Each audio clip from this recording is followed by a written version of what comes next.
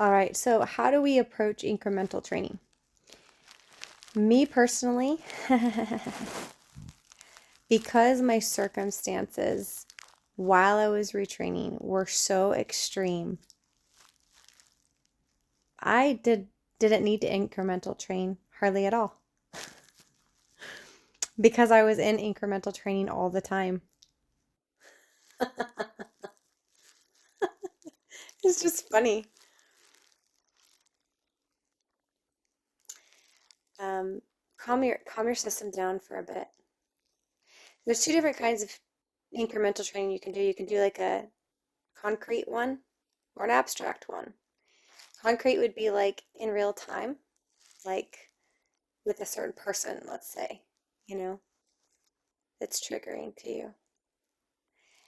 And you would actually be with that person. But you could also do an abstract one where you would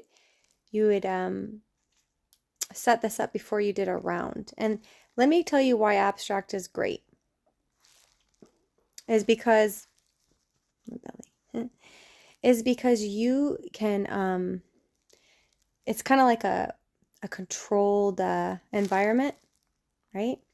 Where you can control the level of stimuli that's coming from that trigger right before you do a round. And it's calculated, right? Because you're doing this purposefully, and then you're taking the steps.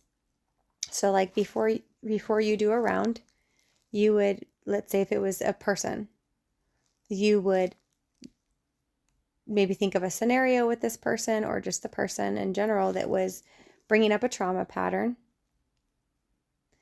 And then as soon as your brain starts to respond and probably throw you some symptoms, you go right into a round. And you tell the brain, no, that's not how we're going to respond to this person.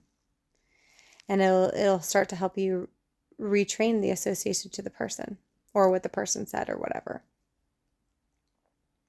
And, if you were preparing to do this, maybe you would do some abstracts and then actually be in person with the person. And then I'll give you some other strategies about concrete incremental training.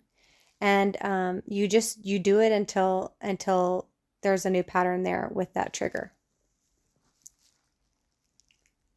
That's how long you do it.